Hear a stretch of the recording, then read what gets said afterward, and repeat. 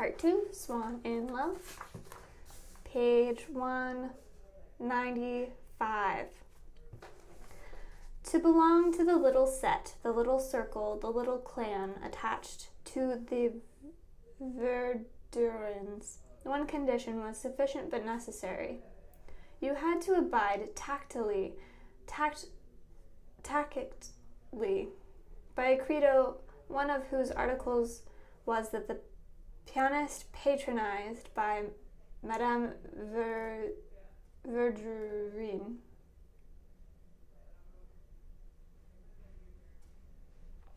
that year, of whom she would say, "It ought to be against the law to be able to play Wagner like that," was miles above both Plant's and Rubinstein, and that Dr. Cottard was a better diagnostician than Potain, and a new recruit who could not be persuaded by the Verdurins that the soirees given by people who did not come to the Verdurins' house were as tiresome as rain, was immediately excluded. Because the women were more rebellious in this respect than the men, when it came to setting aside their curiosity about society, their desire to find out for themselves how amusing the other salons might be, and because the Verdurins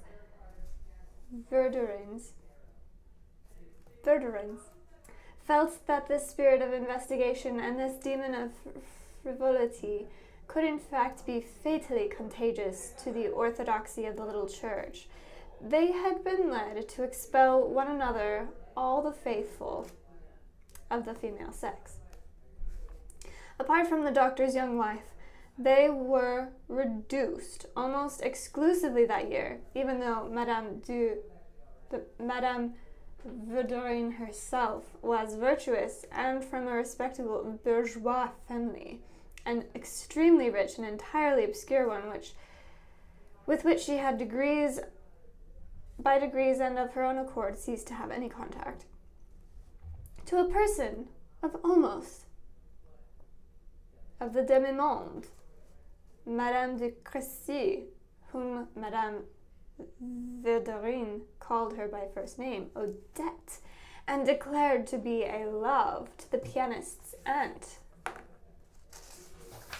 who must once have been employed as a caretaker, both of them being women ignorant of the world, whom in their naivety it had been so easy to delude into believing that the Princess de Sagan and the Duchess de Germont were obligated to pay certain poor wenches in order to have any guest at their dinners.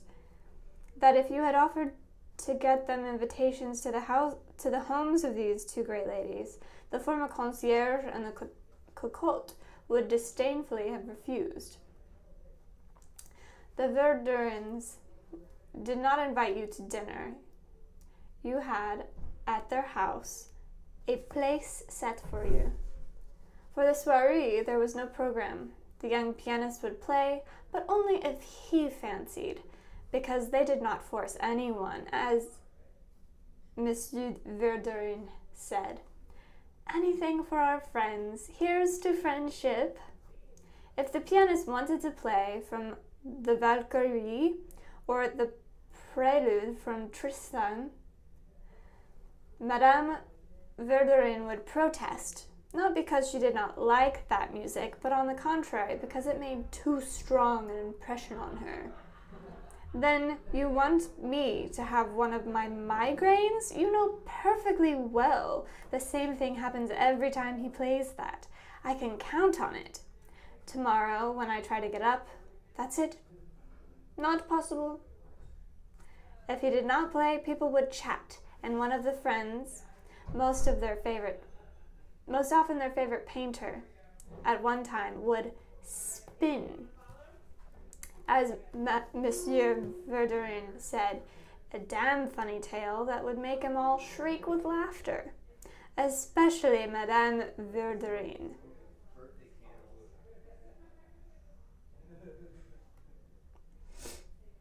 for such was her habit of taking literally the figurative expressions for the emotions she was feeling, that Dr. Cottard, a young novice at the time, would one day have to set her jaw after she dislocated it from laughing too much.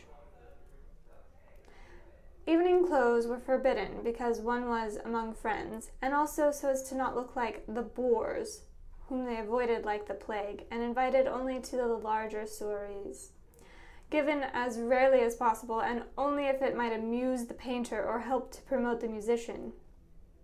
The rest of the time they were content to play charades, have supper and fancy dress, but only among themselves, not mixing any strangers in with their little clan.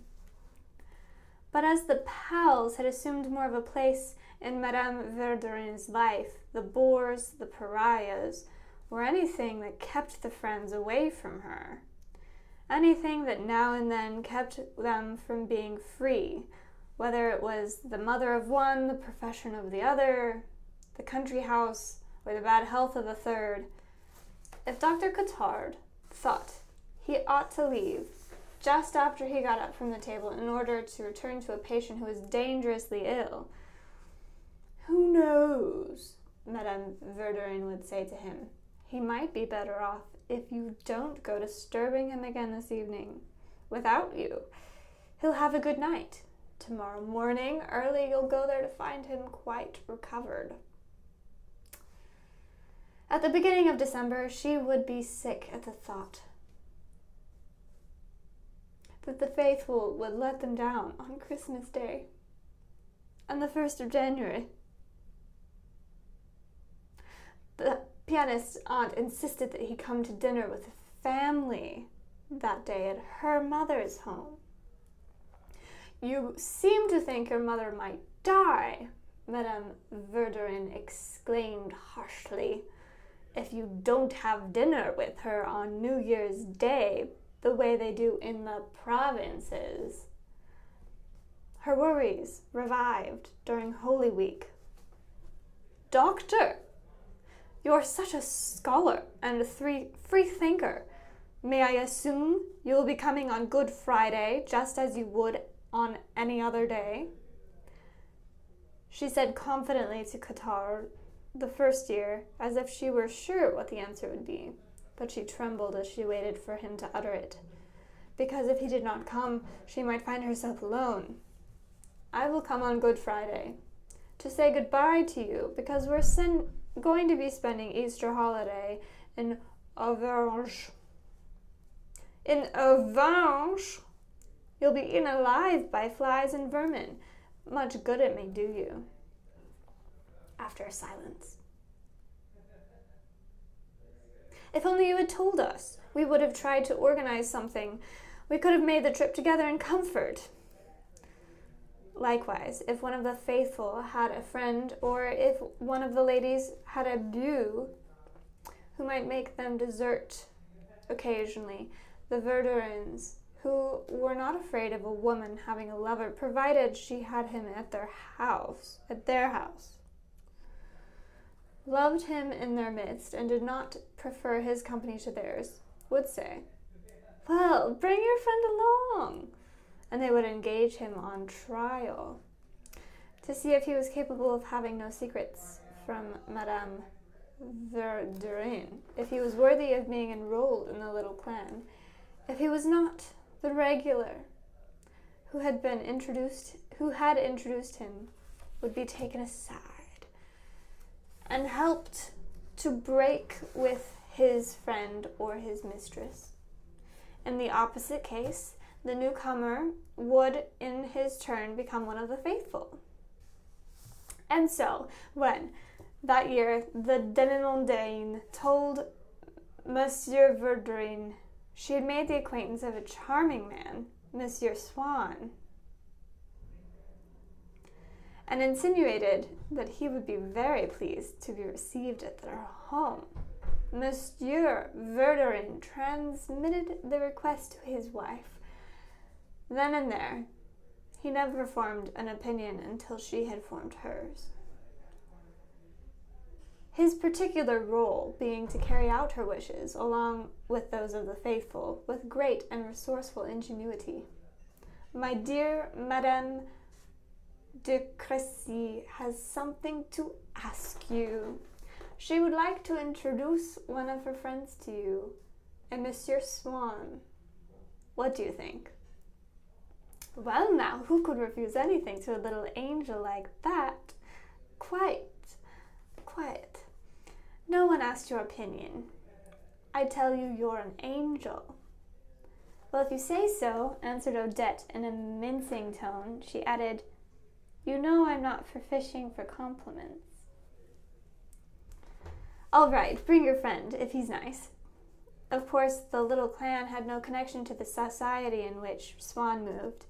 A true man of fashion would have felt there was little point in enjoying, as he did, the exceptional position only to end up with an introduction to the Verdurins. But Swann was so fond of women that once he had come to know more or less all the women in aristocratic circles, and they had nothing more to teach him. He had ceased to regard those naturalized papers, almost a patent of nobility, which the Faubourg Saint-Germain had bestowed upon him, except as a sort of negotiable bond, a letter of credit with no value in itself, but which allowed him to improvise a status for himself in some little provincial hole or obscure circle of Paris, where the daughter of a squire or clerk had struck him as pretty.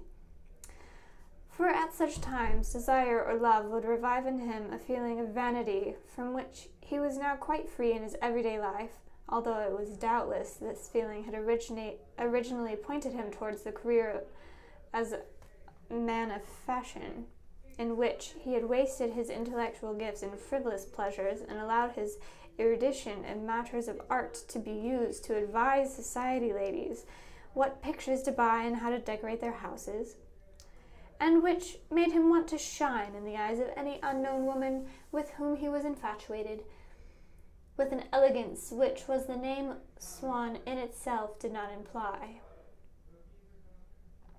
He wanted this most especially if the unknown woman was in humble circumstances, just as it was not by another man of intelligence, or that an intelligent man will be afraid of being thought stupid, so it is not by a great lord, but by a country bumpkin, that a man of fashion will be afraid of seeing his elegance go unappreciated. 3/4 of the expenditure of wit and the lies told out of vanity that would have been squandered since the world began by people who, in doing so, merely diminish themselves, have been squandered on inferiors. And though Swann was unaffected and casual with a duchess, he trembled at being scorned by a chambermaid and posed in front of her. He was not like so many people who, from a laziness or a resigned sense of the obligation created by social grandeur to remain moored to a certain shore, abstain from the pleasures real life offers them, outside the high society position in which they live, billeted and encamped until their death, contenting themselves in the end with describing as pleasures, for lack of any better, once they have managed to become used to them, the mediocre amusements or bearable tedium it contains. Swann did not try to convince himself that the women with whom he spent his time were pretty, but to spend his time with women he already knew were pretty, and these were often women of a rather vulgar beauty, for the physical qualities that he looked for without realizing it were the direct opposite of those he admired in the women sculpted or painted by his favorite masters. Depth of expression, melancholy would freeze his senses, which, however, immediately aroused by flesh that was healthy, plump, and pink.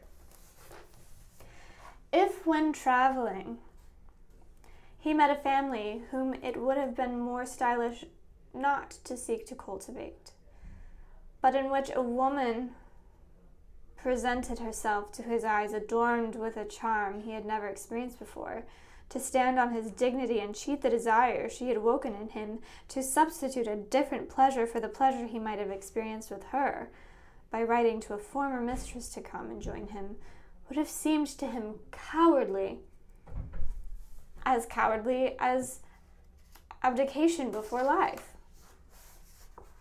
as stupid a renunciation of true happiness, as if instead of touring the countryside he had shut himself up in his room and looked at pictures of Paris. He did not enclose himself in the edifice of his relationships, but had transformed that edifice in order to be able to raise it again effortlessly on sight wherever he found a woman who pleased him, into one of these collapsible tents of the kind explorers carry with them. As for what was not transportable or exchangeable for a new pleasure, he would have given it away for nothing, however enviable it might appear to others, enviable it might appear to others.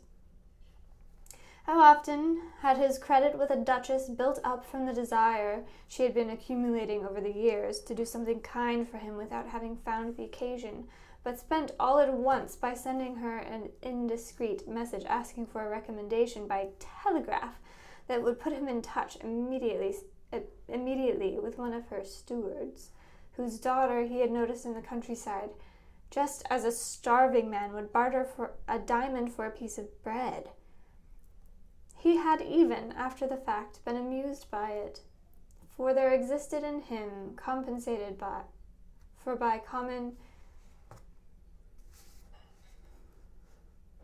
He had even, after the fact, been amused by it, for there existed in him, compensated for by uncommon refinements, a certain boorishness.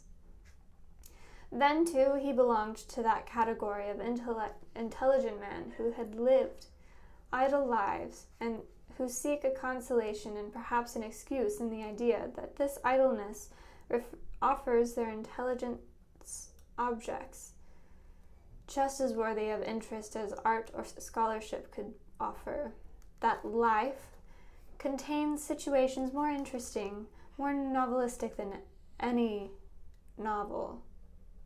So he declared, at least, and easily convinced even the sharpest of his society friends, in particular the Baron de Charlus, whom he liked to entertain with tales of the racy adventures he had had, such as when he had met a woman on the railway train, and afterward taken her back home with him, and then discovered she was the sister of a monarch who at that time held in his hands all the mingled threads of European politics, thus finding he was kept abreast of them in the most agreeable way, or when, through a complex play of circumstances, the choice about to be made by the conclave was going to determine whether or not he succeeded in sleeping with someone's cook.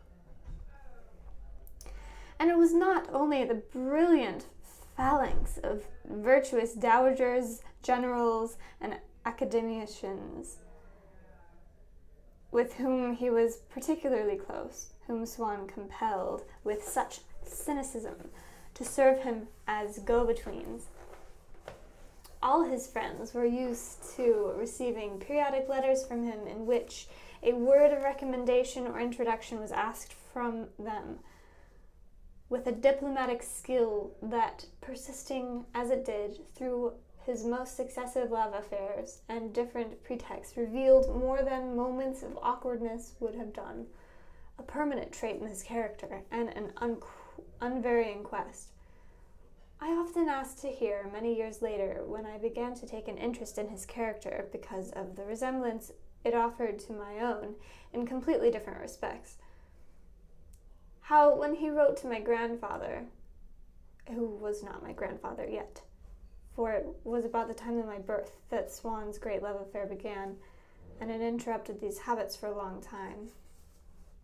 The latter, recognizing his friend's handwriting on the envelope, would exclaim, It's Swann about to ask for something. On guard.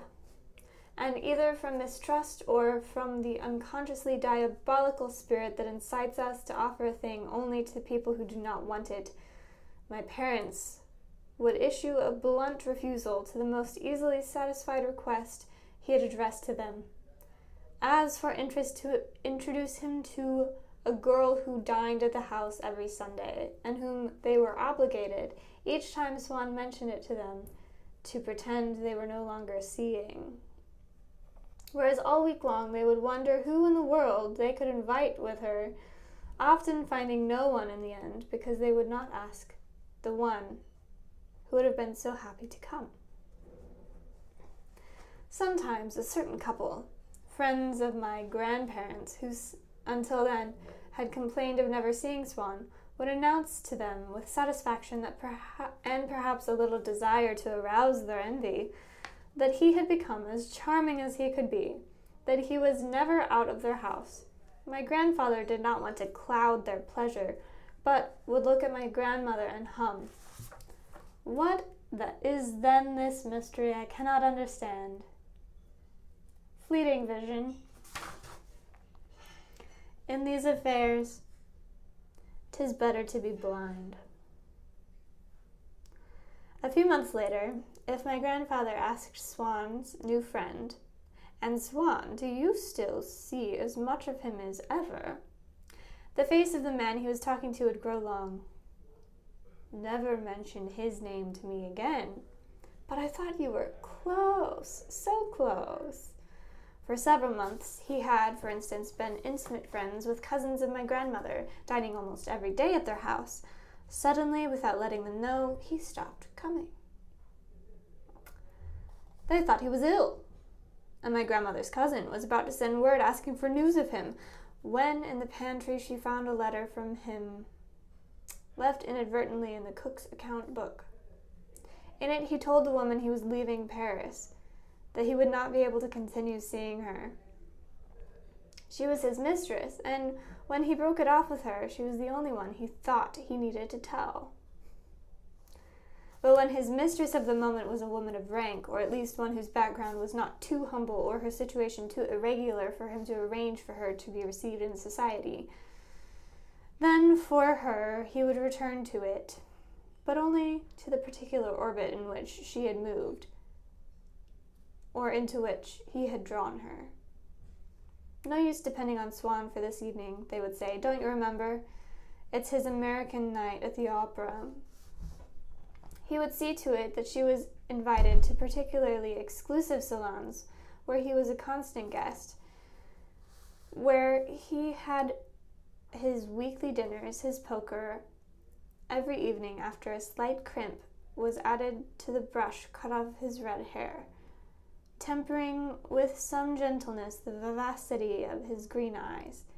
He would choose a flower for his buttonhole and go off to join his mistress at dinner at the home of one or another of the women of his circle, and then, thinking of the admiration and affection with which the fashionable people for whom he was the be-all and end-all, and whom he was going to see, would lavish on him in the presence of the woman he loved, he would once again find some charm in this world, in this worldly life, to which he had become indifferent, but to whose substance, penetrated and warmly colored by a flame that had been insinuated into it and flickered there, seemed to him precious and beautiful as soon as he had incorporated it into a new love.